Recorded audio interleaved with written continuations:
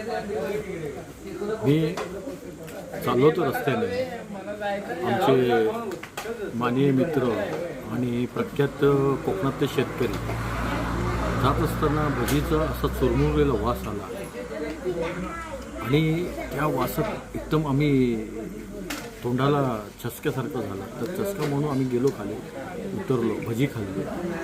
मी आणि माझे मित्र रवी कांबळे आम्ही दोघंजण एकत्रित होतो आणि सोबत असताना योगायोग असं झालं की भजी खाल्ली.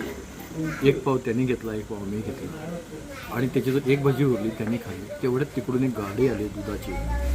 तर ती दुधाची गाडी त्या हॉटेलमध्ये डिलिव्हरी देत असताना खूप मोठं दुःख झालं आम्हाला ते बघून की ती दुधाची गाडी पॅकिंगमधून पशेराट दूध देते आणि ते दूध त्याने चहामध्ये अक्षरशः वापरलं. मी काय म्हणतो, इथे का नावारूपाला कुठे काही शेतकरी नाही का, गायी नाहीत का, कोणाच्या म्हशी नाहीत का, की तो इथून दूध घेतल्यामुळे तो शेतकरी तिथं जागृत राहिला असता.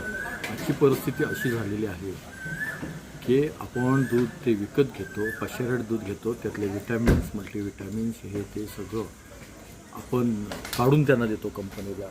आणि आज अशी अवस्था झाली की ते पशेराट दूध घेऊन आपण त्याचं दूध बनवून मी आताही चहा पितो. मला बोलण्याचं तात्पर्य हे. मग ह्या छोट्याशा कारणामुळे आज बघा तो शेतकरी खरोखर देहीदंडोले लागला आहे. शेतकऱ्याला सुचत नाही मी शेतकरी म्हणून काय असावं, शेतकरी म्हणून का राहावा. जर आज प्लांटमधून दूध येऊन जर त्याची जर चहा बनत असेल तर किती मोठा मनस्ताप आहे या गोष्टीमध्ये. आणि आपल्या घरातलं गाई गुरं सांभाळायला आपल्या घराला आणि आपण दूध पितो त्यांचं आणि दूध घालतो आमचं. खरोखर साहेब तुम्हाला ह्याची ही शोकांतिका मला वाटली साहेब, शोकांतिका.